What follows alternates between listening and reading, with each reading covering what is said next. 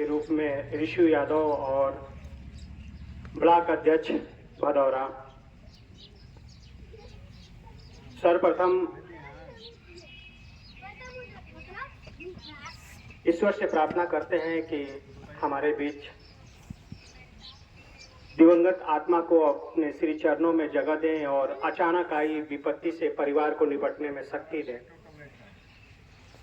यहाँ पे उपस्थित मेरे उपाध्यक्ष आदरणीय शिवमंगल यादव नेताजी, सचिव के रूप में अमरनाथ यादव जी और इस ग्राम के सम्मानित प्रधान बलराम यादव जी, पिंटू यादव जी समाज सेवी इसी ग्राम से, और हमारे संगठन के सांस्कृतिक प्रकोष्ठ के अध्यक्ष आदरणीय पारस यादव जी, मेरे बड़े भाई कैप्टन रामदुलार यादव आलमगंज, और हमारे भदौरा क्षेत्र के सांस्कृतिक प्रकोष्ठ के अध्यक्ष आदरणीय अजय यादव जी, और कोषाध्यक्ष के रूप में इस संगठन के आदरणीय पप्पू यादव पूर्व प्रधान आलमगंज, रामावतार यादव जी जो भरवलिया से हैं, और इस परिवार के लोग और जितने भी नाते रिश्तेदार लोग, सम्मानित लोग यहाँ पे उपस्थित हैं, सबको नमन, चरण वंदन।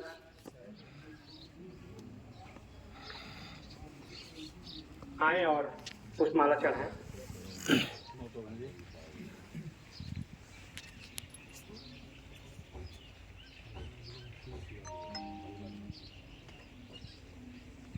मैं सर्वप्रथम इस परिवार को और मैं अपनी पूरी टीम को धन्यवाद देना चाहूंगा कि जो आप लोगों ने इस ग्राम में दूसरी बार इतिहास के पन्ने में निरहु के पूरे का नाम श्रद्धांजलि सभा में लिखाने का जो काम किया है, सराहनीय है। और इस परिवार के जितने लोग, आप लोगों ने जो निर्णय लिया है, हमारे क्रांति में आप लोगों ने जो अपना योगदान दिया है, वो सराहनीय है, हमेशा याद रखा जाएगा। और संगठन की तरफ से आपको बहुत बहुत धन्यवाद और आभार। जितने हमारे पूर्व के वक्ता थे, आप लोगों को हर चीज अपनी बताने का काम किया है, और हमारे जितने भी सांस्कृतिक प्रकोष्ठ के लोगों ने, तीनों लोगों ने जो अपने आवाज से जो आपको जो संगठन के बारे में जो कुरीति है समाज में, उसके बारे में जो बताने का काम किया है, वो भी सराहनीय है। सर्वप्रथम मैं आप लोगों से प्रार्थना करूंगा कि मृत आत्मा को शांति के लिए आप लोग अपने अपने जगह पे 2 मिनट का खड़े होकर मौन करें कि उनको शांति मिले। अपने अपने जगह पे खड़े हो जाएं और अभी हम लोग 2 मिनट का मौन रखेंगे उनके नाम से।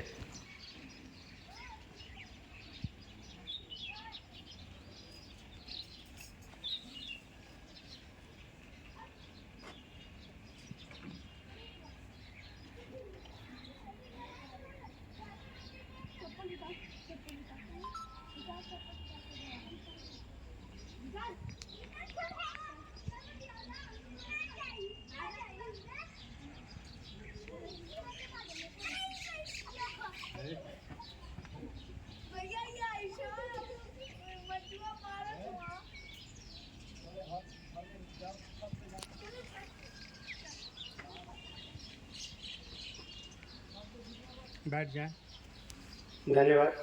अभी भी आए फतेहपुर से आदरणीय मनोज यादव जी और भोली यादव जी से प्रार्थना करेंगे कि आए पुष्पमाला चढ़ाएं यहाँ पे। आदरणीय मनोज यादव जी।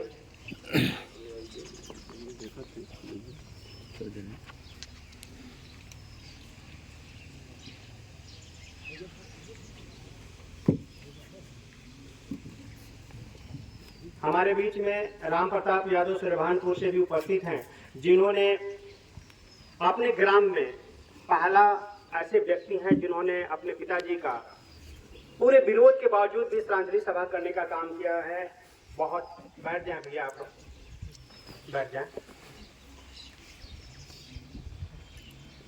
नेताजी ने और जितने लोगों ने संगठन के बारे में बताने का काम किया है कि हम लोग निस्वार्थ रूप से समाज को आगे बढ़ाने के लिए निरंतर अपने समय और अपने समर्पण से आगे बढ़ते जा रहे हैं। दिन रात 2.5-3 साल हो गया लगातार, कम से कम 200 से 300 परिवारों में हम लोगों ने अपने समझा के और मृत्यु भोज को रोक के श्रद्धांजलि सभा कराने का काम किया है। और हम लोग ऐसे भी लोगों का सम्मान करते हैं, ऐसे भी लोगों का सहयोग करते हैं आपस में मिलके। किसी को अगर उसकी जरूरत होती है, जैसे कि आप लोगों को बता दें कि ताजपुर माझा में आगजनी हुई थी पिछले साल, और उस वहाँ पे यादव परिवार भी था और भारतीय मतलब के हरिजन परिवार भी था, दोनों के साथ है। वहाँ पे भी संगठन ने दोनों पर सभी लोगों को भी आज तक सरकार से कुछ भी योगदान नहीं मिल पाया है, लेकिन ये यादव उत्थान समिति ने अपने सभी लोगों के सहयोग से वहां पे उनको तिरपाल, राशन पानी मुहैया कराने का काम किया। उसी तरीके से नाथुपुर में एक परिवार था, राजभर परिवार, जिस एक बच्चा था जिसका ब्रेन ट्यूमर हो गया था, बहुत दयनीय स्थिति थी। वहां पे भी लोगों ने नेताजी के अगुवाई में वहां पे जाके और उसको सहयोग किया गया। एक इंसानियत के नाते हम लोग जरूर नाम है कि यादव उत्थान समिति, लेकिन हम लोग अपने साथ जितने भी ऊपर हैं और नीचे हैं, जितना जिनका भी है, सबको साथ लेके चलने का काम करते हैं और साथ चलेंगे भी। मैं आप लोगों को बताना चाहूंगा कि एक मृत्यु भोज जो है बहुत ही बड़ी कुरीति है हमारे समाज में, इसको दूर करना भी है। आज नहीं तो कल शुरुआत तो हो ही चुकी है और दिन पे दिन बढ़ता जा रहा है, घटने का तो नाम है नहीं। जैसे कि आप लोगों ने सुना होगा कि जब समाज में सती प्रथा थी, उसके लिए कितना लोगों ने कष्ट किया होगा। कोई एक दिन का तो ऐसा नहीं कि राजा राम मोहन राय ने एक बार बोल दिया कि आज से सती प्रथा खत्म तो खत्म। बहुत लड़ाई लड़ी गई होगी समाज से, बहुत मतलब कि वो जितना विभत्स जो दृश्य होता था कि जो महिलाएं को मतलब मरना नहीं चाहती थी, उनको बांध के पैर हाथ या नहीं तो नशा मनन को करा के और उसको मतलब कि चिता में रख दिया जाता था। बाल विवाह, ऐसी कई ऐसे कुरीतियां थी, शुद्धिकरण वगैरह क्या क्या, जो आप पढ़ने लगेंगे तो आपका दिमाग चकरा जाएगा। हम लोग सब कुछ जानते हुए भी हम लोग उस पर मंथन करना नहीं चाहते हैं, यही हमारी सबसे बड़ी समस्या है। सोचने की बात है कि जब आप घाट पे जाते हैं, किसी परिवार के साथ विपत्ति होती है और हम लोग वहां पे, परिवार तो समाज के डर से वहां पे मिठाई बांटने का काम करता है और हम लोग उसका बहिष्कार नहीं करते हैं और हम लोग वहां पे मिठाई खाने का काम करते हैं। आप सोचिए, जिसका बेटा मरा हो, जिसकी बेटी मरी हो, जिसका बहू मरा है, जिसकी पत्नी मरी है, जिसके माँ मरी है, जिसका बाप मरा है, उसके आत्मा को उस समय कितना कष्ट हो रहा होगा। अरे मिठाई तो खुशी का द्योतक है, खुशहाली में मिठाई खाई जाती है, ये तो मैंने जरूर सुना है, पढ़ा है और सब लोग यही कहते हैं। मैंने तो कभी ये नहीं सुना कि कोई रो रहा हो वहां उसको मिठाई दे दिया जाए, मिठाई खा ला आज तू खुश हो जा। हमारे बीच में बाबा जी आए हैं, उनका पूरे जितने लोग बैठे हैं उनके तरफ से उनको नमन, चरण वंदन और उनको उचित स्थान दिया जाए। तो कितनी बड़ी विडंबना है कि हम लोग उसका बहिष्कार नहीं करते हैं। दुनिया को तो छोड़िए, कम से कम हम लोग जो जा रहे हैं, जितने लोग बैठे हैं, जो ये बातें सुन रहे हैं, मैं उनसे प्रार्थना करना चाहूंगा कि कोई करे चाहे ना करे, कम से कम आप इस चीज का बहिष्कार करें। आप उस दिन एक संकल्प जरूर करें कि मैं आज के बाद घाट पे कभी भी ऐसा मौका मिलेगा, मैं मतलब कि मिष्ठान का मैं उसको नहीं लूंगा। मैं अगर आप दूसरे को मना नहीं कर सकते हैं तो आप खुद तो इतना सक्षम है, आप उस मिष्ठान खाने से आप अपने आप को रोकिए। और एक कितनी बड़ी विडंबना मैं देखते आया हूँ समाज के अंदर, कई कई जगह देखने को मिल रहा है कि अगर मान लीजिए कि हमारे माँ और पिताजी अगर बुजुर्ग हैं, यानी कि 80 और 100 साल के बीच में अगर उनकी अवस्था है और वो मर जाते हैं, एक तरफ माँ बहनें रोती रहती हैं और दूसरे तरफ वो बाजा बजना शुरू हो जा रहा है आज का।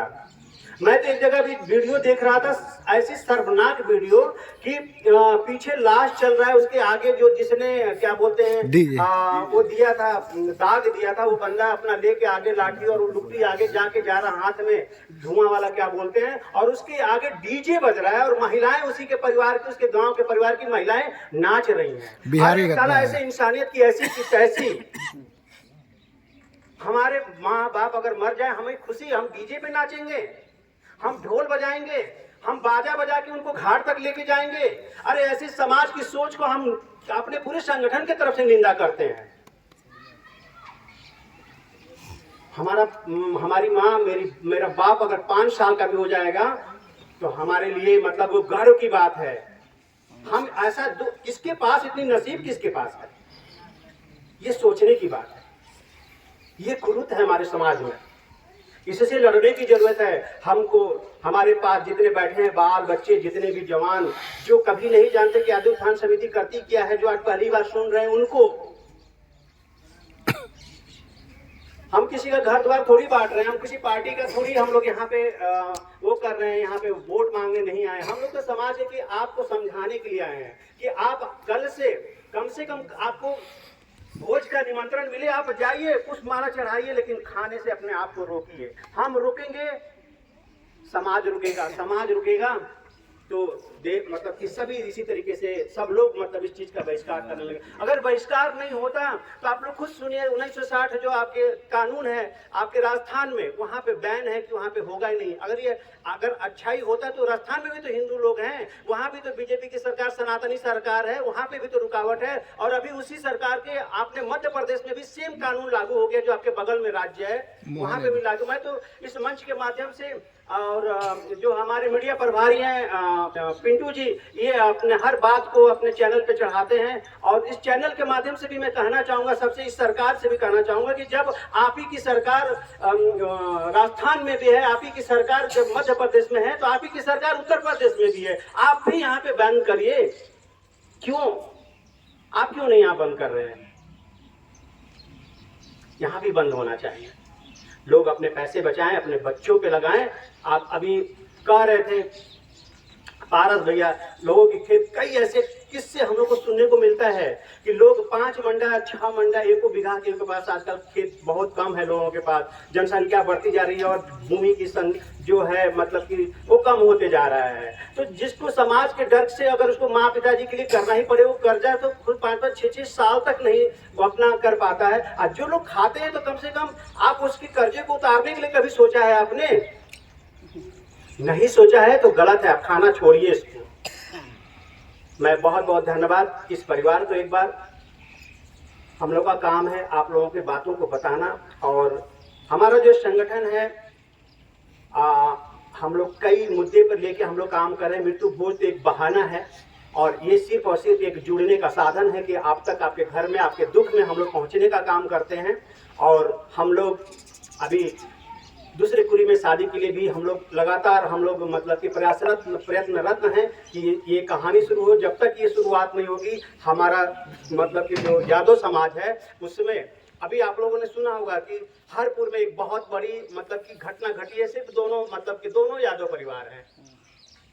सोचने की बात है, अगर ऐसी जब ये चीज शुरुआत हो जाएगी तो हमारे में भाईचारा बढ़ेगा। आज भाईचारा की कमी है, कहीं ना कहीं ऐसी बातें आज आ रही है कि अगर होते होते और फिर आपस में उस मुद्दे को लेके कह रहे भैया तो ग्वाल हो, हम तो डरो नहीं, और करके सारा लड़ाई हो जा रही है, दुश्मन हो जा रहे हैं। दुश्मन तो भाई भाई हो जा रहे हैं, सबसे बड़े दुश्मन तो भाई ही है। तो इसको दूर करने के लिए हमें मतलब की जरूरत है कि पूरी फेर शादी करना, जिसपे हम लोग काम कर रहे हैं। दहेज प्रथा के लिए भी हम लोग काम कर रहे हैं कि अपने हमारी जब बच्चियां अच्छी पढ़ेंगी, अच्छा जॉब मिलेगा, इस तरीके की काबिल होंगी, तो उनको अपने आप ही जो लड़के वाले हैं उनको मतलब अगर अच्छी लड़की मिलेगी तो दहेज खुद ही मांग कम होगा। अगर बच्चा भी अगर बहुत अच्छा पढ़ लेता है तो अगर अच्छा उसको नौकरी मिल जाती है तो उसके अंदर वो ज्ञान आ जाता है, और खुद ही अपने माँ बाप से कहता है कि नहीं माँ पिताजी, अगर आपने मेरी शादी करनी है तो मैं दहेज रहित शादी करूंगा, अगर नहीं आप दहेज लेंगे तो मैं शादी नहीं करूंगा। लेकिन वो तब होता है जब वो बहुत अच्छी शिक्षा को प्राप्त कर लेता है, बहुत अच्छी सोच उसके अंदर हो जाती है। तो ये चीज हम लोग लाने का काम कर रहे हैं। हम लोग अपने अपने क्षेत्रों से उन बच्चों और बच्चों का भी पहचान कर रहे हैं जो पढ़ने में तेज है, लेकिन किसी कारणवश पैसे की वजह से उनके माँ बाप उनको अच्छे से नहीं पढ़ा पा रहे हैं। उनको भी हम लोग अपने संगठन के माध्यम से उनको सहायता करके और लोगों से कह के स्कूलों में उनको कह के उनका एडमिशन वगैरह और उनका फीस वगैरह माफ कराने का काम कर रहे हैं। उन खिलाड़ियों के लिए भी हम लोग काम कर रहे हैं जो हमारे क्षेत्र में हमारे सजातीय बंधु के बच्चे हैं और अच्छा खेल दिखा रहे हैं, राज्य स्तर और देश स्तर और विदेशों में खेलने का काम कर रहे हैं। उनके लिए भी हम लोग मतलब सहयोग देने का काम कर रहे हैं और हमारे लिए गौरव की बात है। बहुत बहुत धन्यवाद आप लोगों का। और मैं जितने भी नवयुवक हैं उनसे एक शब्द जरूर कहना चाहूंगा, आज यहाँ पे मौका मिला है कि आप अपने पिताजी और माताजी के लिए जरूर अपने मोबाइल से समय को कट करके 5 मिनट जरूर दीजिए। जब आप देंगे तभी आपको मिलेगा, ये याद रखिएगा। जब आप नहीं देंगे अपने माँ बाप को समय, तो आपका बच्चा जो अभी किसी का होने वाला है या हो गया है वो भी आपको नहीं देगा, ये निश्चित रखिए। आज से एक प्रण जरूर लेके जाइए कि माई के यहाँ किसी भी बहाने का माई ठीक ठाक बालू खाना खैलू हो ना खैलू, बाबू खैला कि ना खैला। अरे आजकल तो पैर दबाने वाली कहानी खत्म हो गई है।